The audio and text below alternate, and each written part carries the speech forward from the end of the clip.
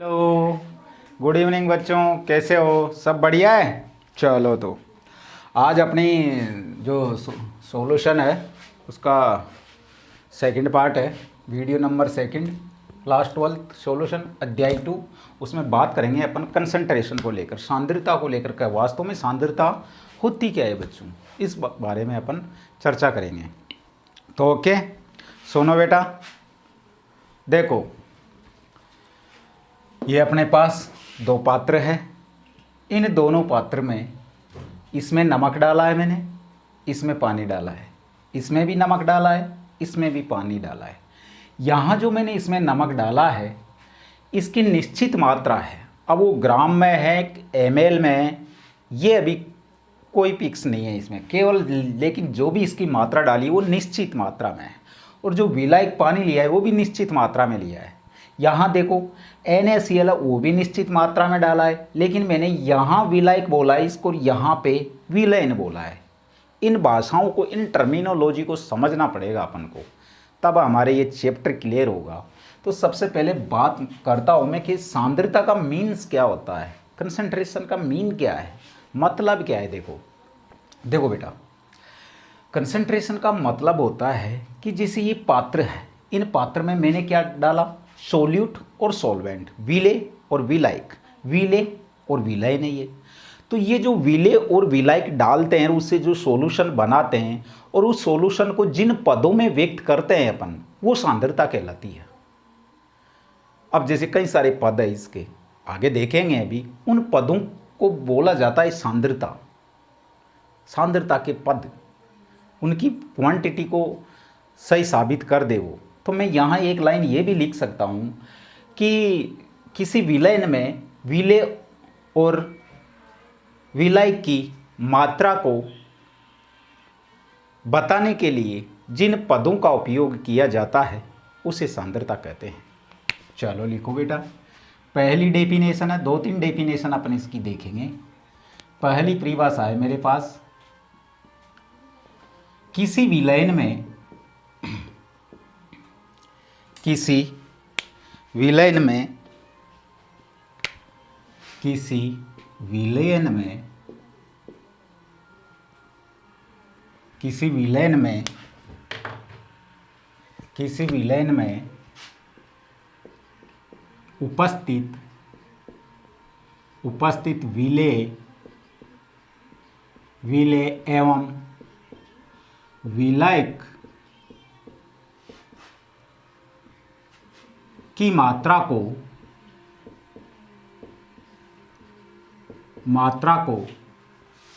बताने के लिए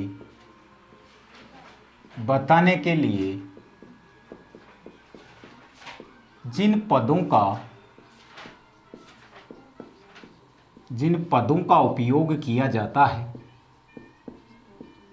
जिन पदों का उपयोग किया जाता है उसे सांद्रता कहते हैं, उसे सांद्रता कहते हैं। ठीक है, तो एक डेफिनेशन सांद्रता की ये हो गई। अगली डेफिनेशन अगर अपन देखें तो देखो बेटा, अगली डेफिनेशन अपन ये लिख सकते हैं कि कोई विलायक है और कोई विलेय है, पात्र में घुले हुए हैं।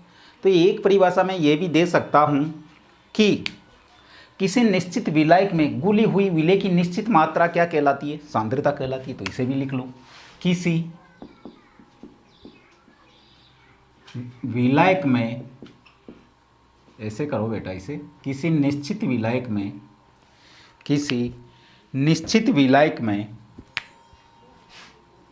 किसी निश्चित विलायक में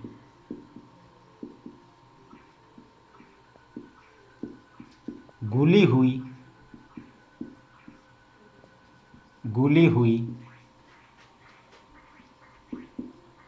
विलेय की निश्चित मात्रा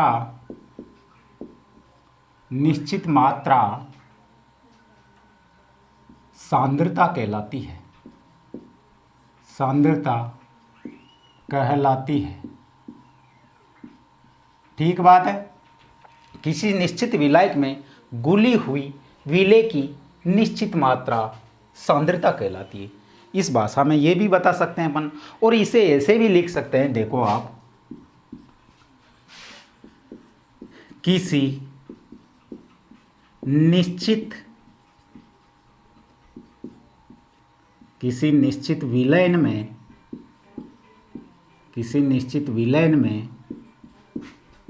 घुली हुई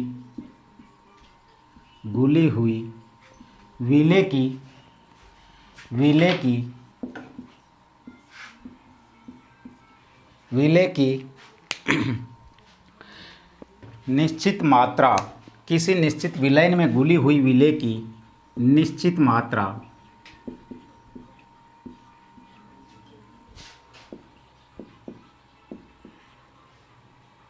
सांद्रता कहलाती है। सांद्रता कहलाती है। तो ठीक है बच्चों, किसी निश्चित विलयन में घुली हुई विलेय की निश्चित मात्रा सांद्रता कहलाती है। ठीक है। तो ये हमारी जो सांद्रता या कंसंट्रेशन है उसकी डेफिनेशन देखी है हमने। रटना नहीं है बेटा, इनको समझना है, केवल समझना है। किसी विलयन में उपस्थित विलेय एवं विलायक की मात्रा को बताने के लिए जिन पदों का उपयोग किया जाता है उसे क्या कहते हैं? सांद्रता। किसी निश्चित विलायक में घुली हुई विलेय की निश्चित मात्रा सांद्रता कहलाती है। देखो बेटा, यहाँ निश्चित विलायक का उपयोग किया गया है, यहाँ निश्चित विलयन का उपयोग किया गया है। इन बातों का ध्यान रखना है अपन को। तो मैं आगे जो बात करता हूँ तो इसे उतारो आप। आगे लिखते हैं अपन एक लाइन, सांद्रता को निम्न पदों में व्यक्त किया जाता है। सांद्रता को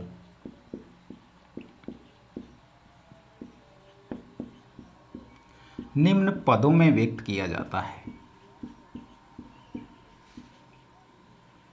निम्न पदों में व्यक्त किया जाता है।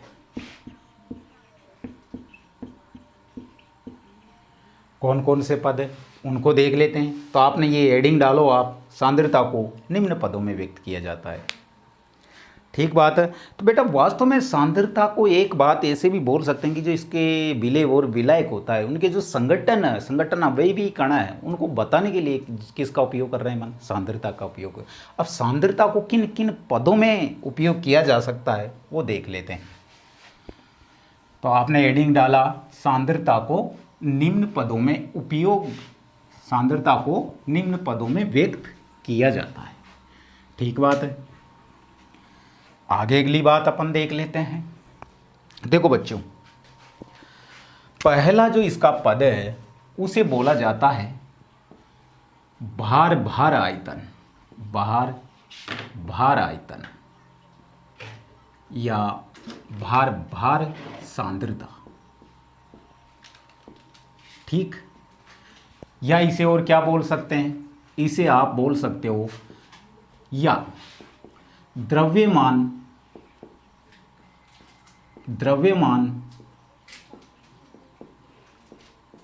प्रतिशत, और या इसको ऐसे भी लिख सकते हो आप W/W, और ये सान प्रतिशत। किसको दिखाएगा? विलेय की मात्रा को, ये विलायक की मात्रा को दिखाएगा। ध्यान रहे। अगला है द्रव्यमान, ये भी वेट है, ये भी वेट है, तो भार है, सांद्रता को बता रहा है। द्रव्यमान है। ठीक है। अगली जो इसका पद होता है उसे दिखा देते हैं अपन भार आयतन सांद्रता।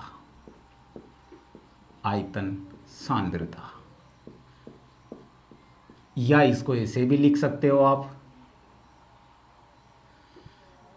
द्रव्यमान आयतन प्रतिशत, और या इसको बेटा ऐसे भी लिख सकते हो आप द्रव्यमान और वॉल्यूम ये किसकी मात्रा को दिखाएगा? वेट, जो विलय है ये विलाय की या विलायन। अगला जो इसका पद है वो है आयतन, आयतन सांद्रता। आयतन, आयतन सांद्रता, या इसे यह भी कह सकते हैं अपन आयतन, आयतन प्रतिशत। आयतन, आयतन प्रतिशत, या स्मॉल v या कैपिटल V और ये प्रतिशत, ऐसे भी इसे दिखा सकते हैं। आगे मैं इनका यूज करूंगा, आपको समझना होगा। देखो बेटा, अगला है जो मोलरता। मोलरता, इनको समझेंगे और इसे कैपिटल M से दिखाते हैं। अगला पॉइंट जो होता है वो होता है मोललता। मोललता, इंग्लिश में भी लिख लो आप इनको, मोले,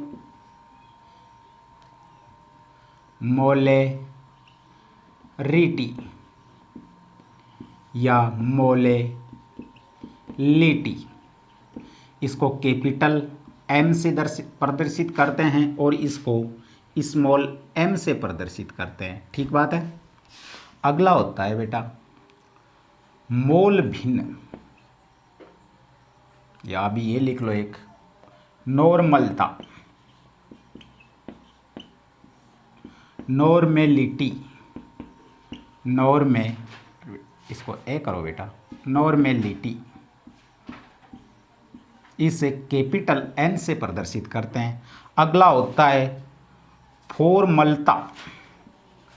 फॉर्मलता मतलब फॉर्मेलिटी, इसको किससे दिखाते हैं बेटा? कैपिटल F से दिखाते हैं इसे। अगला होता है जो होता है वो मोल भिन्न। मोल भिन्न या मोल फ्रैक्शन, मोल फ्रैक्शन, या इसे x से प्रदर्शित करते हैं। ठीक बात। एक होता है बेटा ppm। ppm इसे बोलते हैं पार्ट्स, पार्ट्स पर मिलियन। पढ़ के आए हैं आप 11वीं क्लास में इन सब चीज़ों को। 10वां जो होता है वो होता है ppb, पार्ट्स पर बिलियन। ठीक है। तो ये जो 10 हमने बातें लिखी है, 10 नाम लिखे हैं, ये सारे किसको व्यक्त दिखाएंगे अपन को? सांद्रता को व्यक्त करते हैं। ये सब किसको व्यक्त करते हैं बेटा? सांद्रता को व्यक्त करते हैं। तो अब इनको एक एक को अपन समझ लेते हैं। ठीक है, कि इनमें क्वेश्चंस कैसे बनते हैं, और क्वेश्चंस इस चैप्टर से क्वेश्चन आता ही आता है, ये मान के चलो आप। ठीक है, तो देखो बेटा एक चीज़ और मैं बताता हूँ आपको। नोट लिखो आप, एक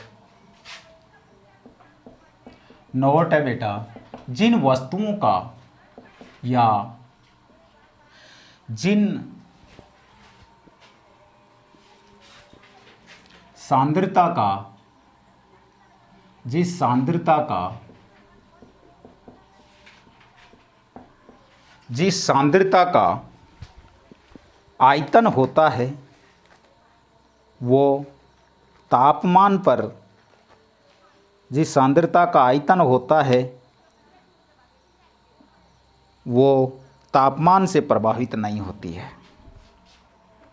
या इसको ऐसे भी लिख सकते हो आप, जिस विलयन का आयतन नहीं होता उस विलयन की सांद्रता टेम्परेचर से प्रभावित नहीं होती है। तो इसको ऐसे भी लिख सकते हो आप, जिस विलयन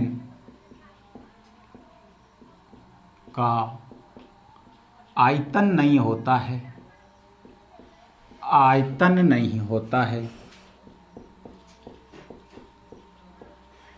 वह तापमान से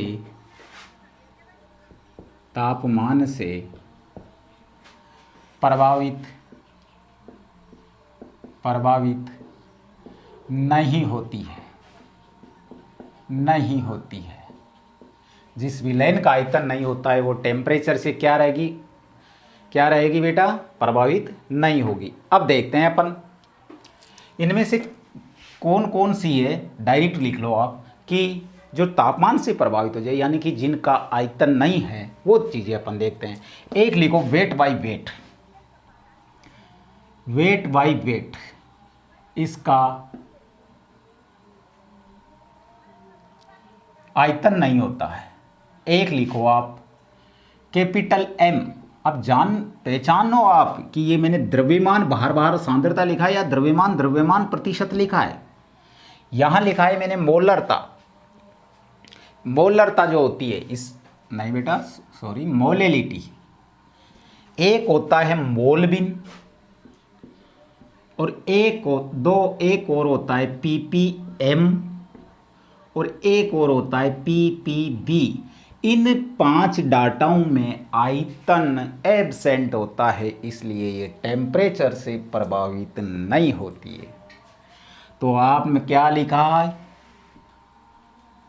में आयतन नहीं होता है, आयतन नहीं होता है,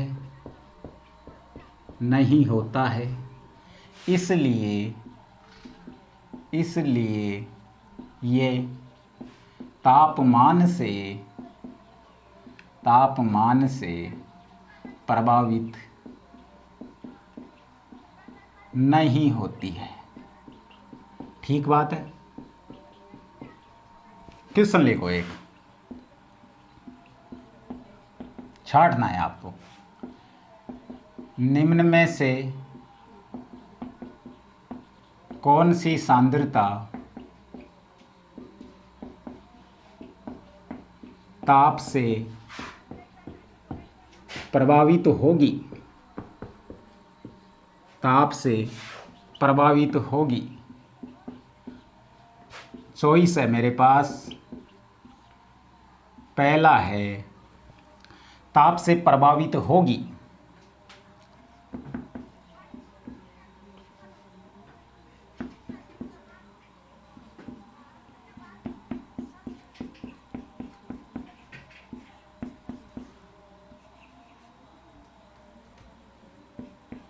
आंसर बताओ।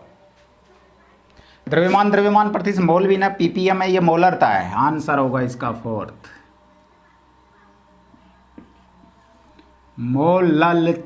मोलेरिटी। मोलरता टेम्परेचर से प्रभावित होगी और बाकी नहीं होंगे। तो ये हुआ अपना। स्क्रीनशॉट ले सकते हो बच्चों, ले लो स्क्रीनशॉट। चलो आगे बढ़ते हैं अपन। अब समझ लेते हैं इनको सबको, एक एक को देखते चलते हैं। वैसे पढ़ गए हैं लेकिन फिर भी देखना अच्छा है।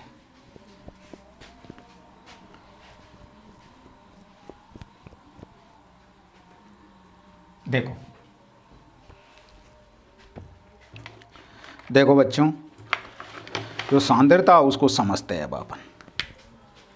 सांद्रता के पद को समझते चलते हैं। सांद्रता के पद,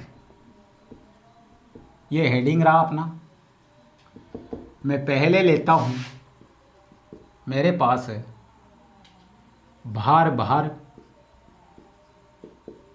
सांद्रता या द्रव्यमान सांद्रता, वेट बाय वेट। ये किसको बता रहा है बेटा? विलेय। और ये किसको दिखाएगा? विलायक को। या मैं इसे विलय लिख लेता हूं यहां डायरेक्ट। अगला हमने पढ़ा है दूसरा, इसे पढ़ रहे हैं अपन, एक साथ पढ़ेंगे तीनों को एक साथ, तो समझ में आसानी से आता है। अगला जो अपन ने लिखा है वो है बेटा द्रव्यमान, या ऐसे लिखो भार आयतन सांद्रता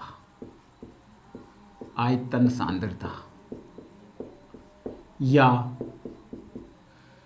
द्रव्यमान आयतन प्रतिशत, आयतन प्रतिशत या स्मॉल w अपॉन v, किसको, विले को बता रहा है बेटा, विले को दिखा रहा है। ये किसको बता रहा है, विलेन का आयतन। अगला है आयतन, आयतन सांद्रता, ठीक है, और आयतन, आयतन प्रतिशत, या इसको दिखा सकते हैं अपन स्मॉल v और कैपिटल V। किसको बताएगा, विले को, और ये किसे बताएगा बेटा, विलायक को, ठीक है। विलयन करो आप, ऐसे कंफ्यूजन हो जाए, विलयन।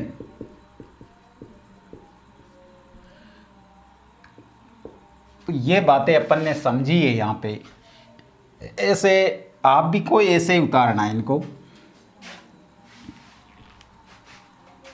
विलयन ऊपर लिख देता हूँ मैं थोड़ा, ये लो, ये हमने बांट दिया है इनको कि इनके क्वेश्चन कैसे बनते हैं उनको समझते चलते हैं, पहले प्रैक्टिस देख लेते हैं इनकी। मैं एग्जाम्पल लेता हूँ कि वो जो एग्जामिनर है वो पेपर में क्वेश्चन देता है तो कैसे देता है उसे देखो आप। मेरे पास यह एग्जाम्पल है बेटा, जो मैंने एग्जाम्पल लिया है 10% ग्लूकोज, 10% NaCl लेता हूँ मैं, NaCl वेट बाई वेट है, ऐसा देगा बेटा क्वेश्चन। कुछ नहीं बोला, कुछ भी समझ में नहीं आ रहा कि सर ये क्वेश्चन कौन सा है, तो ये आपको पहचानना है अब कि ये बला है क्या। वो तो इतना सा दे के छोड़ देगा और करो इस क्वेश्चन को, ये सबसे बड़ा मुद्दा रखता है वो। क्या है बेटा, क्या समझे आप, इसका मतलब समझ में आना जरूरी है, और इनके मतलब निकालते हैं पहले आज अपन सारे कि क्या क्या मतलब हो सकते हैं इस छोटी सी लाइन का। देखो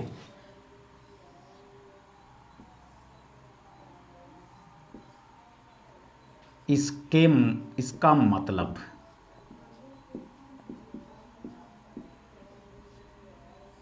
समझते चलते हैं अपन इसका मतलब। देखो मैं इसे ये कह सकता हूँ कि प्रतिशत का मतलब 100 होता है, और 10 लिखा हुआ है कि 100 है और 10 है। ये भी मैं जानता हूँ कि ये विलय है और ये विलायक है या विलयन है, ये लिखा है हमने। तो ये वेट है, लेकिन दोनों ही वेट है, और वेट को किस में तोलते हैं, ग्राम में या किलोग्राम में, या तो दोनों ग्राम में हो सकते हैं या दोनों ही किलोग्राम में हो सकते हैं। आयतन ml और लीटर वाला इसने लपड़ा दे नहीं रखा, यहाँ पीछे इतना सा हिंट हमको दे दिया कि वेट और वेट दे रखा है बस। तो मैं इसका मतलब, एक मतलब तो इसका ये होता है कि जो 10 ग्राम NaCl नमक है, 10 ग्राम NaCl 100 ग्राम पानी में, पानी का हिंट नहीं दिया है इसने, या विलयन करो आप यहाँ पे, 100 ग्राम विलयन में घुला है। एक मतलब तो ये हुआ इसका। या इसका दूसरा मतलब क्या होता है, देखो इसका दूसरा मतलब होता है बेटा, इसे मैं ये भी कह सकता हूँ कि 10 किलोग्राम NaCl 100 किलोग्राम विलयन में घुला हुआ है। सही बात है, घुला है, ये भी सही बात है। इसका मतलब एक और है, ये देखो 10 ग्राम NaCl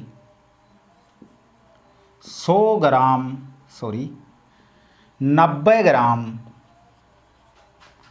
विलायक में घुला है।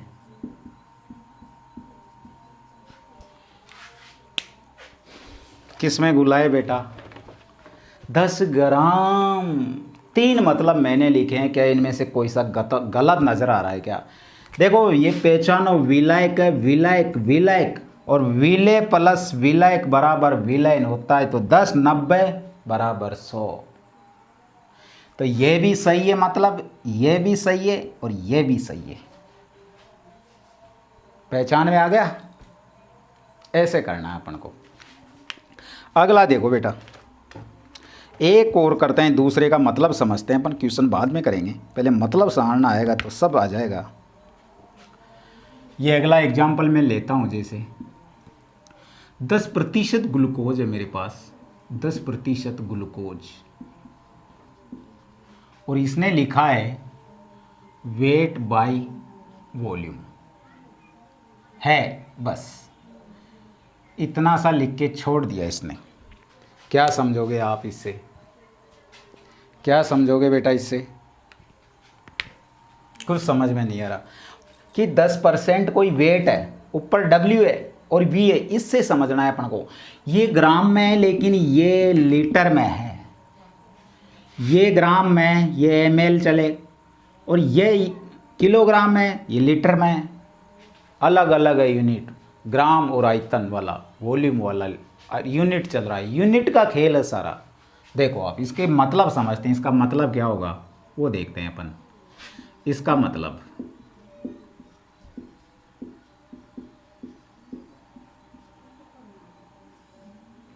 इसका क्या क्या मतलब हो सकता है वो देखो आप।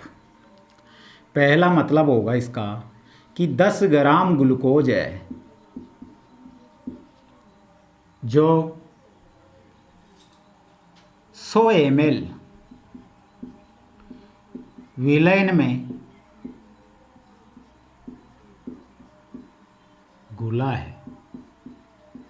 सही बात है, हो सकता है ऐसा। अगला देखो क्या मतलब है,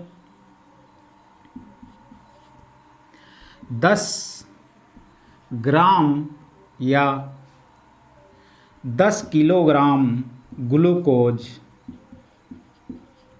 100 लीटर विलयन में घुला है। ये भी बात सही है, हो सकता है ऐसा, ये बात भी सही है सर। या इसको मैं ऐसे भी लिख सकता हूं कि 10 ग्राम ग्लूकोज 90 ml विलायक में घुला है। कौन सा सही नहीं है इनमें से, बताओ आप। ये विलायक है, ये ध्यान रहे, ये सही है, ये सही है, लेकिन ये नहीं हो सकता। और आपको कॉपी में उतार कैसे कैसे काटना है इसको। ये क्यों नहीं हो सकता बेटा? यूनिट देखो, ये विलय और विलायक कर सकता था मैं, यदि इन दोनों की जो यूनिट है ग्राम और ml ये अलग अलग अगर ये सेम होती तो ये हो सकता था, लेकिन अब नहीं हो सकता। हाँ विलयन में हो सकता है, विलायक में नहीं। ओके, अगला देखो आप एग्जाम्पल, इसको देखते हैं अपन। 10% NaOH सोडियम हाइड्रोक्साइड है जो small v upon capital V ऐसे लिख रखा है, उसमें कुछ नहीं दिया है भी हम लगा रहे हैं, वो तो ऐसे ही देगा बस। क्या मतलब निकालोगे इसका वो समझो आप। देखो इधर, अगर ये बात समझ में आ गई, सॉल्यूशन चैप्टर आपको इतना सीधा लगेगा, बहुत गजब। इसका मतलब है बेटा कि 10 ml NaOH sodium hydroxide 100 ml विलयन में घुला है,